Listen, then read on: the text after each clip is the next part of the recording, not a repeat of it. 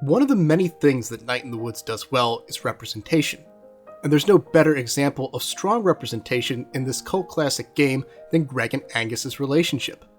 As the only openly gay couple in a former factory town in the Rust Belt, Gregg and Angus shed light on the perspective and plight of members of the Pride community living in regions of the world where their identity is not welcome or celebrated. At the same time, they help May resolve questions about her own future and what she wants out of a relationship, while their plan to move to Bright Harbor makes it perfectly clear why escaping from places like Possum Springs is far more complicated than it seems. But before I go on, if you are a Night in the Woods fan, then please be sure to like, subscribe, and consider supporting me with a YouTube channel membership or over on Patreon. My dream is to make these videos full-time someday, and to make awesome Night in the Woods content for years to come. By doing any of those things, you'll be helping make that dream a reality. We meet Gregg and Angus at band practice on day 1, but we actually don't hear much about them as a couple until day 2, when May's mom brings it up during her morning check-in. Her dialogue indicates that she has a positive opinion of them and their relationship, which probably isn't the way most of the residents of Possum Springs, especially in her age bracket, feel about Gregg and Angus. We never see them face any outright bigotry over the course of the game, but reading between the lines, it is there.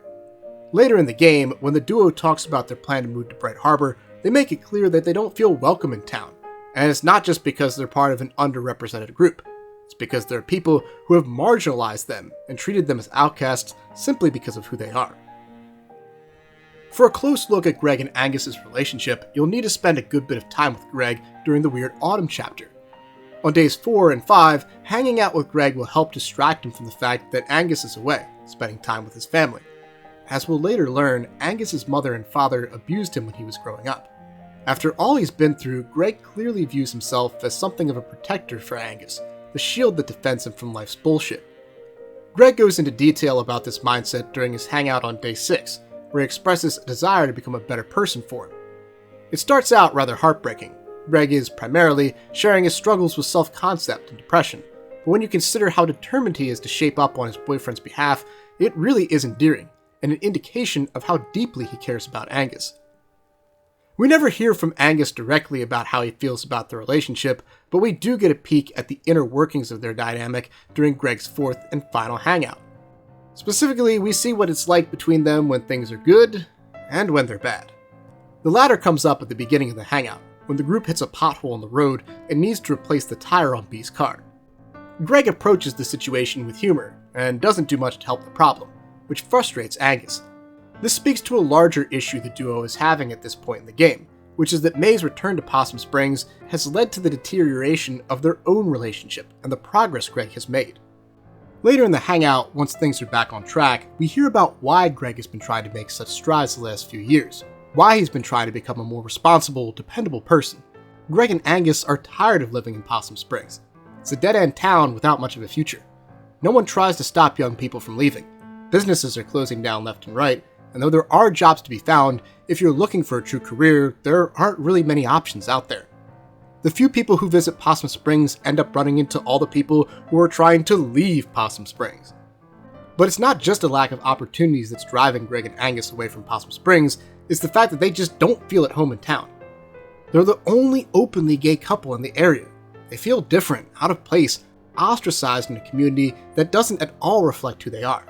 So they intend to move to Bright Harbor, which, based on their description, sounds like a younger, more welcoming city, where they'll be able to spend their time with other members of the Pride community. They'll be one of several openly gay couples, instead of just one in an entire town full of people. Night in the Woods ends before we find out whether or not their plan was successful, but it's important to note just how difficult it's going to be for them to pull it off. A plan like this requires significant funding. An apartment in Bright Harbor will surely cost them more than an apartment in Possum Springs, so they'll need to account for that. They'll also need help moving their belongings, and might even need to buy a car of their own to manage the move. Plus, they'll need to get new jobs in Bright Harbor, and have enough money in the bank to support them until someone hires them. And even in a more lively city, that might take a while. All of this is to say that despite their best intentions, and even with a strong plan, moving out of Possum Springs isn't going to be easy for Gregg and Angus. which is why the representation of their specific story is so important. Because their story, the story of an openly gay couple stuck in a dying town, is one that you'll find all over America. There are places like Possum Springs in every state, small towns where gay couples like Gregg and Angus, trans folk like Jackie, and pansexual people like May don't feel welcome, but for practical and financial reasons can't simply leave. And it's on their behalf that the rest of us need to strive to build a stronger, more loving world. A world where Gregg and Angus don't need to move just to feel at home. A world where Jackie can be who she is and host college parties for all of her non-binary friends. A world where May can love who she wants until she finds a partner to live on that farm that she dreams about. Gregg and Angus' story speaks to this truth, to the value of highlighting the presence of members of the LGBTQ community or members of other marginalized groups in places where they might not be welcome and are struggling to escape. And that's what makes the relationship so important to Night in the Woods. So happy Pride Month, my friends. Go be gay and do crimes.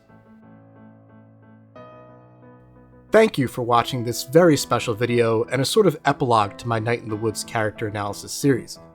As my longtime viewers know, I'm a straight man with a wife and 2 daughters. But I felt making this video was important because in my personal life, there are many members of the Pride community who've helped shape the person I am today. And without them, I wouldn't be here making videos about a game that is embraced by the Pride community. Specifically, I'd like to give a special shout out to my middle school English teacher, whose legacy I've helped carry on now that he's retired, and an administrator at my old job, who mentored me in how to teach students with special needs when I was a young man, and kicked things into high gear once I became an educator. Neither of them are gamers, but I wholeheartedly believe that if they played Night in the Woods, they would find kinship in the story of Gregg and Angus. And on that note, I'd like to send out a very special thank you to all the members of the Night in the Woods Pride community who've embraced me as a standard bearer for this game over the last 2 years I've been at work here on this channel. Your comments and support mean so much to me, and I'd like to assure all of you that even as I branch out into other games, you'll always get a Night in the Woods video from me at least once a month. Speaking of the monthly Night in the Woods videos, stay tuned, because come July, I'll be kicking off a series I've been teasing for quite some time now. I'm calling it Lore in the Woods, and it's a series of documentary-style videos about the world of Night in the Woods, inspired by Vadi Vidya's amazing Prepare to Cry series. The first one is all about the cult, and it's going to follow their story from the town's origins all the way to the events of the game. After that, we'll start to tackle topics like the killer incident, and character biographies for Gregg, Angus, Bee, and of course May. Special shout out to Majesty, who provided the fan art for this month's closing section. If you'd like to have your art featured in next month's Night in the Woods video, then head over to our community Discord server and submit it there. Huge thanks to my Night in the Woods collaborators Wolf.Godwin, Allan Naslund, and Jordi, Jaen, Moreno. To check out all 3 of these amazing artists, just follow the links down below in the description box. Big shout out to all my Silver and Gold tier YouTube channel members and Patreon subscribers, including James Pruitt, Gustavo Balabi, Lil Caesar, Reed, Pathonian, Anna Novikova, and Sean Bobby, who get early access to these videos thanks to donations of $5 to $10 a month. See you guys next time, and go birds!